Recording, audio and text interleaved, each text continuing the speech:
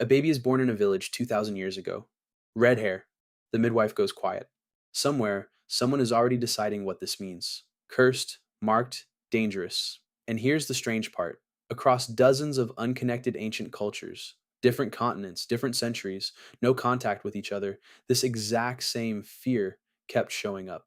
Fear of redheads, fear of left-handers, fear of anyone born slightly different. Nobody planned this. Nobody copied each other. So why did humanity land on the same terror again and again? Let's start with the obvious question.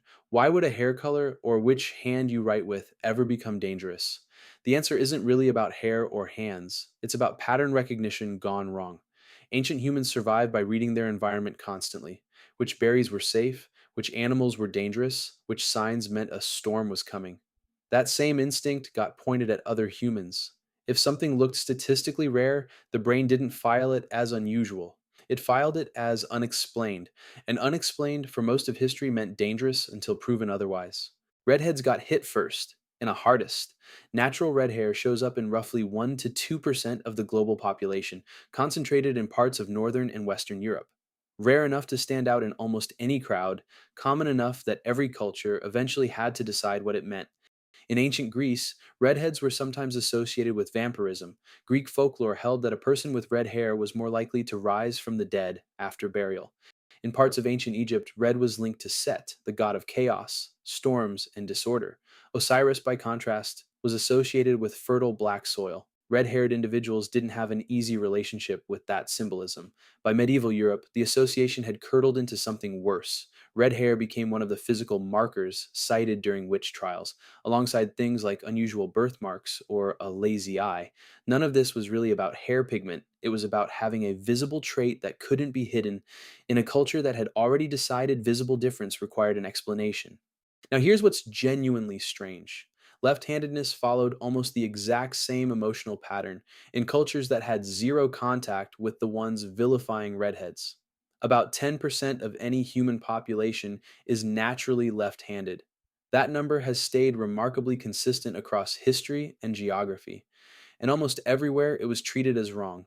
The word sinister literally comes from the Latin word for left. In many cultures throughout history, the left hand was reserved specifically for hygiene and considered unfit for eating, greeting, or handling shared food, which meant wasn't just breaking etiquette, they were committing what felt like a moral violation. Children across multiple continents in eras with no communication between them were physically forced to switch hands, tied behind their backs, not out of malice usually, out of fear. Parents genuinely believed they were correcting something dangerous before it caused real harm. And this is where the pattern gets bigger than redheads or left-handers specifically, because the same fear applied to almost any visible trait that broke the statistical average.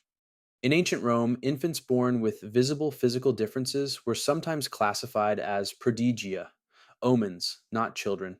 Roman law required certain birth abnormalities to be reported to religious authorities, who would interpret them as signs from the gods, usually bad ones. The child wasn't seen as sick or different, the child was seen as a message. In Sparta, infants judged unfit by community elders faced exposure, left outside, their survival treated as a decision for the gods to make, not the parents.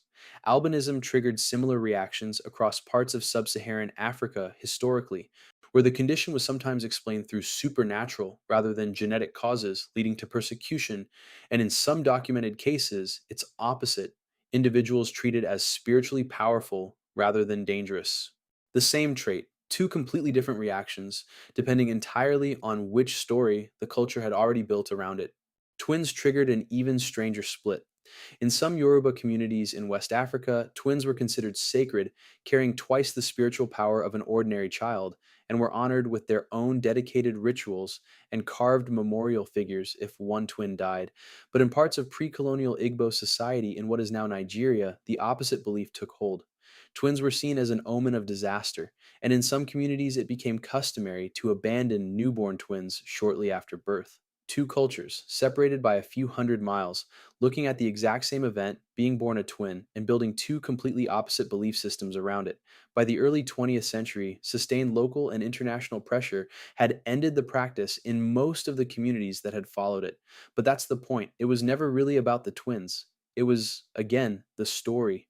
A similar instinct shows up in European folklore, aimed at children who developed differently as they grew.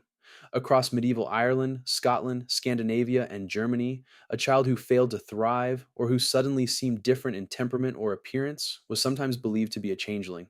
Not the family's real child at all, but a substitute left behind by spirits who had stolen the original.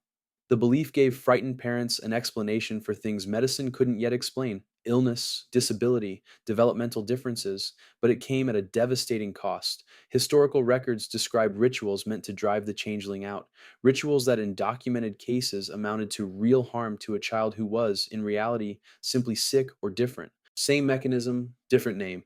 That's the part that should stop you. It wasn't really about the trait at all. Redheads weren't dangerous. Left-handers weren't cursed. Any real danger came from the story a culture told about difference. Exactly the same for generations without ever really testing whether it was true. There's a reason this pattern shows up so reliably. Humans are pattern seeking animals living in small, tightly bonded groups where trust was survival.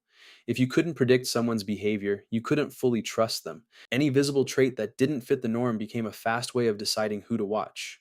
It's the same mental machinery that let your ancestors quickly identify a poisonous plant or a predator's tracks, misapplied to a person who was completely ordinary. The tragedy is that this shortcut wasn't just wrong, it was expensive. Well into the 20th century, schools across Europe and North America were still forcibly retraining left handed children to write with their right hand.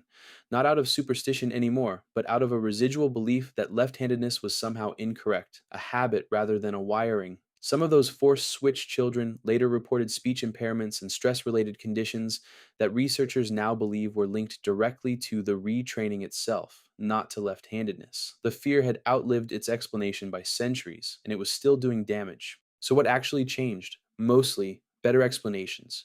Genetics gave hair color and hand dominance a mechanism instead of a mystery. Once something can be explained, it stops needing a myth to fill the gap.